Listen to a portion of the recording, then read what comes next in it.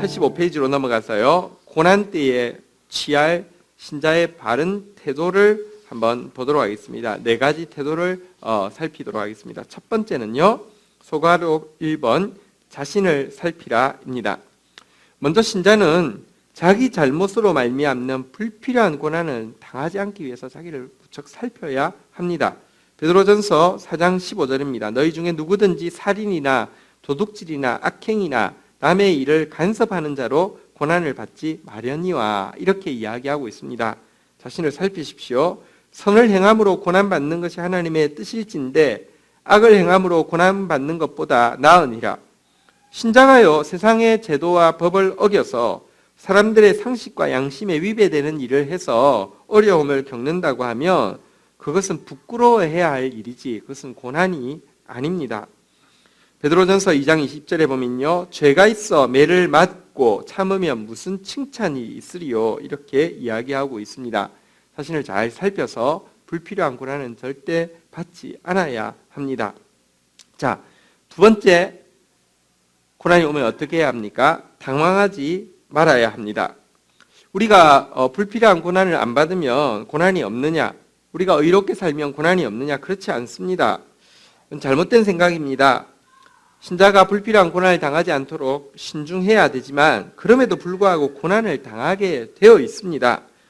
디모데후서 4장 5절 보면요. 그러나 너는 모든 일에 신중해야 합니다.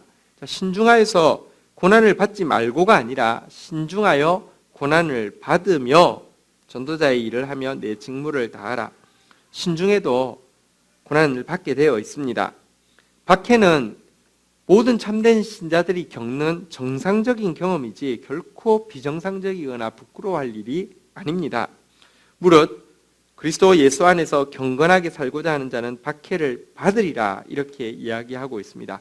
절대로 당황해서는 안 됩니다. 하나님께서 신자는 의를 위해서 고난받도록 부르신 존재입니다.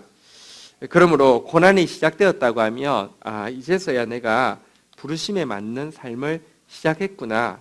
내가 그리스도의 발자취를 따르는 학교에 입학했구나. 이렇게 생각하면 되겠습니다. 고난에 대해서 한 세 가지 종류가 있는데요.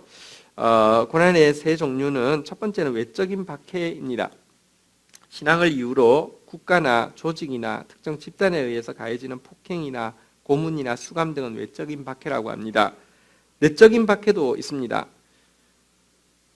말씀대로 살려고 하면 교회 공동체 안에도요 가라지가 많습니다. 가라지들이요 도리어 오해하고 따돌리고 모함하는 일로 말미암아 고통당합니다. 이것을 내적인 박해라고 합니다. 세 번째 박해는요 박해가 없는 박해입니다. 영적으로 완전히 잠들어 있거나 사단이 공격할 가치가 없을 때는요 절대로 박해가 없습니다. 신자에게 박해가 없다는 것은 이것은 최고의 박해이죠. 자, 이런 박해들을 당할 때 우리가 이런 박해들이 있습니다.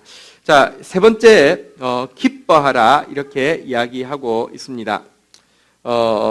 박해를 고난을 당하는 태도 기뻐하라.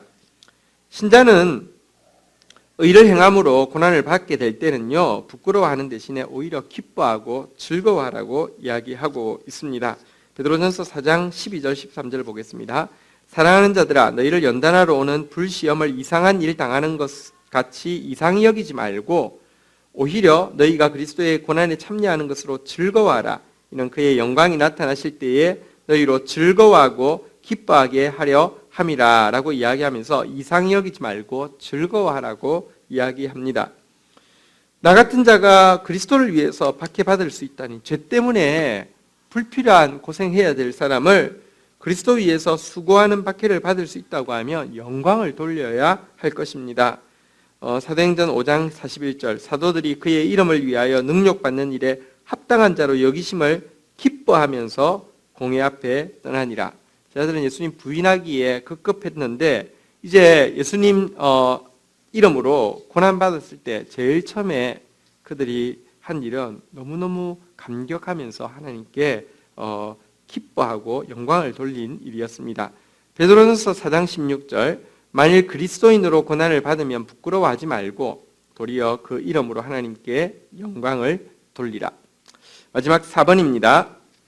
승리의 확신을 가지라. 여러분, 신자에게 허용된 모든 고난은 믿어야 될 것이 있습니다.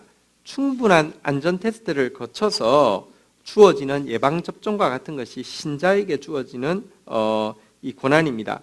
절대로 해가 되어지지 않고요. 도리어 다른 시험들도 넉넉히 이겨낼 수 있는 항체를 형성할 뿐입니다. 고린도전서 10장 13절, 사람이 감당할 시험 밖에는 너희가 당한 것이 없나니 오직 하나님은 미쁘사 너희가 감당하지 못할 시험 당함을 허락하지 아니하시고 시험 당할 즈음에 또한 피할 길을 내사 너희로 능히 감당하게 하시느니라. 그러니 우리는 이 고난을 당할 때요, 담대함으로 평안함으로 이 고난을 감당하고 이겨내야 합니다. 요한복음 16장 33절입니다. 이것을 너희에게 이르는 것은 너희로 내 안에서 평안을 누리게 하려 함이라. 세상에서 너희가 환난을 당하나 담대하라. 내가 세상을 이기었노라. 예수님께서 환난에 대해서 예고하시고 말해주신 이유는요, 공포감에 질리라 함이 아니고 평안을 누리라고. 왜냐고 하면 너희가 환난을 당하지만 예수님이 세상을 이겼던 것처럼 우리가 세상을 이길 것이기 때문에 담대하라고 이 이야기를 하는 것입니다. 승리하신 예수님께 속한 신자를 이길 수 있는 세상의 고난은 아무것도 없습니다. 고난을 당할 때 승리의 확신을 가지고 담대하게 당하여 예수님이 걸어가셨던 고난의 길을 우리도 찬송하면서 함께 걸어갈 수 있기를 축복합니다. 자, 이제 우리 이번 주 중에 해야 될 숙제를 내도록 하겠습니다. 첫 번째, 고난이 나한테 준 유익을 구체적으로 무엇이 있는지 잘 생각해 보셔서요, 3가지 이상 글로 정리해서 오십시오. 그리고 한번 나누어 주십시오. 여러분들이 근래에 겪었던 어떤 고난이 있는데 그것을 통해서 나한테 무엇이 유익했는지 3가지를 한번 정리해 오십시오. 두 번째, 한 주간 동안 고난 속에서도 최상의 감사로 하나님께 감사드리기, 이게 두 번째 숙제입니다. 이번 주 중에도 고난이 있을 것입니다.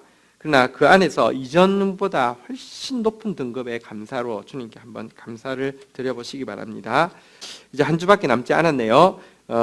우리 열심히 또 독서하시고 또 경건일기 쓰시고 생활의 습관이 되어지고 진짜 영성이 시작되어지는 남은 시간 되기를 축복합니다. 수고하셨습니다. 샬롬.